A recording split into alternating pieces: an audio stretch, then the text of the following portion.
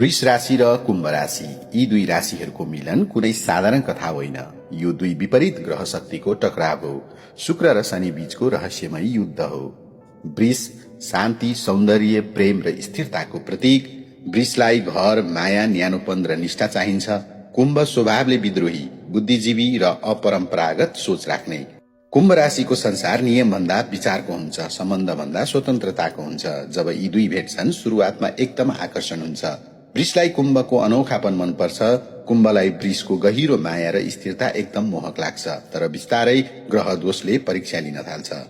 वृषले माया चाहन्छ तर कुम्भ कहिलेकाहीँ भावनाहीन जस्तो बन्दछ। कुम्भ खुला सोचमा रमाउँछ तर वृषलाई त्यो अस्थिरता लाग्छ। वृष सोच्छ किन यो मान्छे यति टाढा रहन्छ। कुम्भले सोच्छ किन यो मान्छे मलाई बाँध्न खोज्दैछ।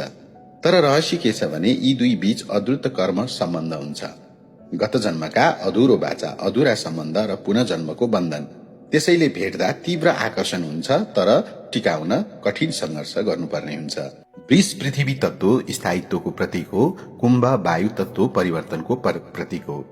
ज्योतिष शास्त्र अनुसार यो संयोजन मित्र र शत्रु दुवै जस्तो चल्छ। कहिले जीवनका सहयात्री भने कहिले नियतिको विरोधी। यदि दुवैले आत्मिक रूपमा एक अर्कालाई बुझ्न सके कुम्भको दिमाग र वृषको हृदय मिलेर चमत्कार पनि गर्न सक्छन्। तर यदि स्वभाव टक्रायो भने यो सम्बन्ध एकदम गहिरो चोट दिएर टुट्न पनि सक्छ। वृष र कुम्भको सम्बन्धमा ग्रह योगले अचानक मिलन र अचानक बिछोड ल्याउँछ। यी दुई बीच आकर्षण मानसिक भन्दा अत्यात्मिक बढी हुन्छ।